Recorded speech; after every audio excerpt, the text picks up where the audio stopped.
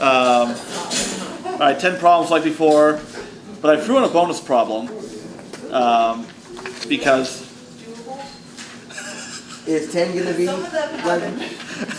I know, but it's apparently maybe it's got the budget cuts. We're only entitled to small pieces of chalk here now. Just now, they have a president. Take-home test. I mean, this isn't going to be bad. That's an extra week, but the teachers. Okay. The trouble is, colored chalk doesn't erase so well. There's a white one.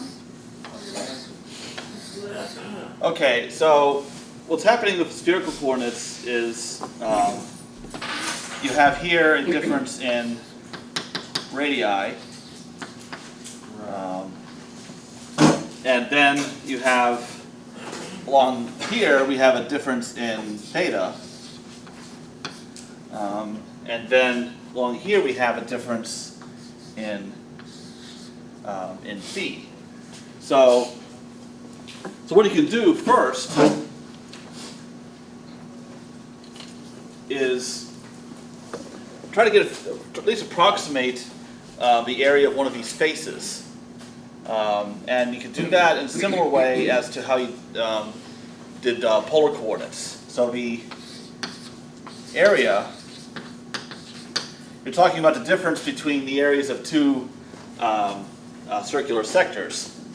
So that'd be roughly, so 1/2 rho I squared minus rho I minus 1 squared delta phi. Okay. So used the wrong phi. Okay. So then, when you, just like the polar coordinates, we factor this, so you get rho I plus rho I minus 1, rho I minus rho I minus 1, delta phi. This is delta rho.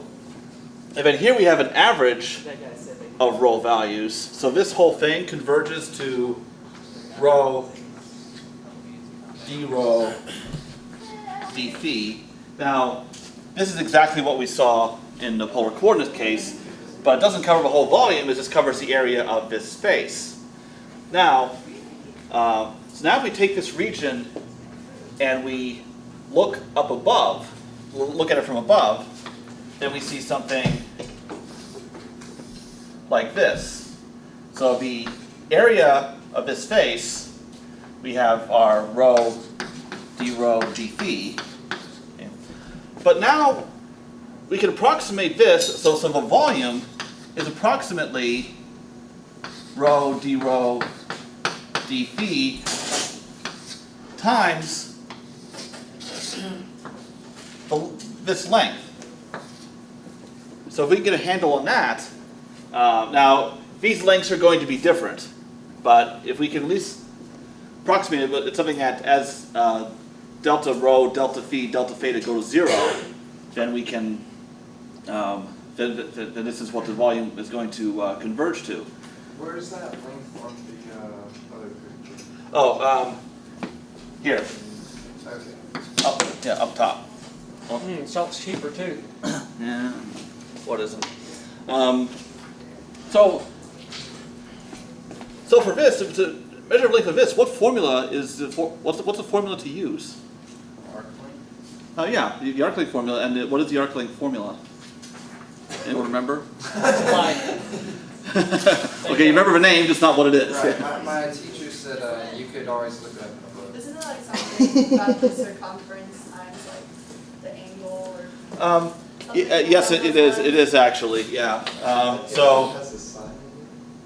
It's like the proportion of the circle. So we have it. Yeah, it is. So we have it. Theta is the angle, and the radius is r. Then the length of this is r times theta, as long as you leave theta in radians. That's the key, since radians are measuring length as you go around the circle. So yeah, so it's like a portion, yeah, like I said, like you just said, the appropriate proportion of the circumference. That has So. to be the simplest formula in all of algebra, but I've forgotten that formula so many times it's crazy. Oh, yeah. So in this case, the angle that we're talking about is going to be delta theta.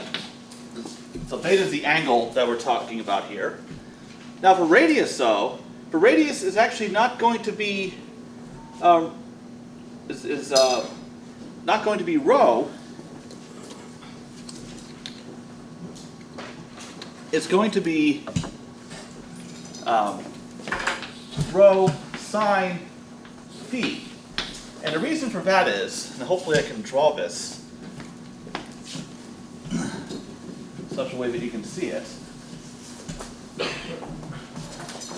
So, if we're looking at a side view of the sphere, so we have our volume sitting out here,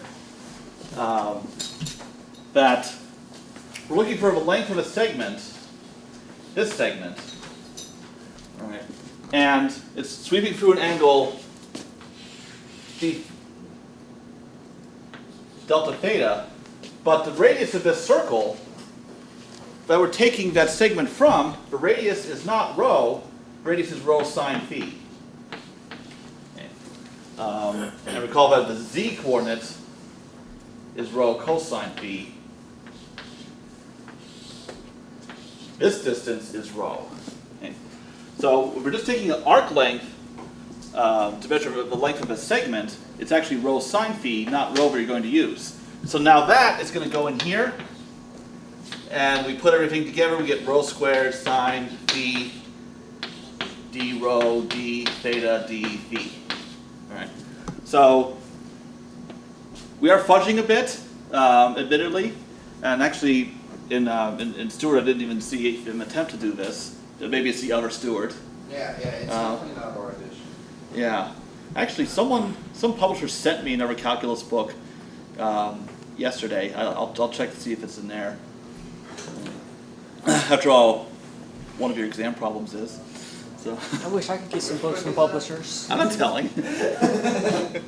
All right. I guess I need to hide it then. Okay.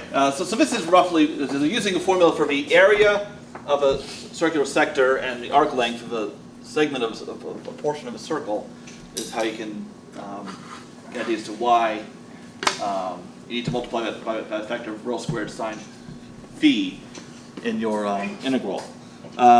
So now as far as the exam goes, since I was starting to talk about that,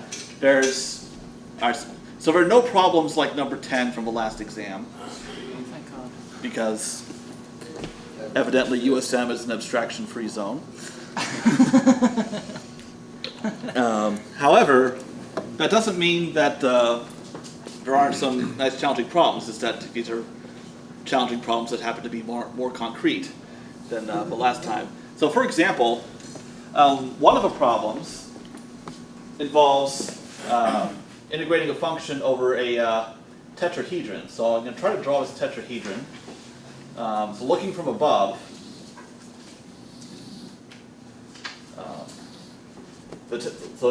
so here we have the xy plane, so z is coming out of the board, and we look down upon the tetrahedron. This is from problem, one of the later ones, 6, yes, it's 6. All right, and so there's one vertex that's coming out of the board, and that vertex, so this is one vertex, 2, 3, actually I'll number these according to how they're listed in the problem. Okay, so 0, 2, 0, that's vertex number, this is vertex number 1, number 2, oh, then one of them's over here, number 3, okay. And then vertex 4 in x and y is sitting in the same place, but it's just elevated a bit. Now, in this case, then there's really only one triangle to consider, and there's a hint given. How do you compute the equation of a plane given 3 points in the plane? That's something that was covered in Cal 3 that you need to remember. So this problem, supposedly, I guess I'll let you guys be the judge,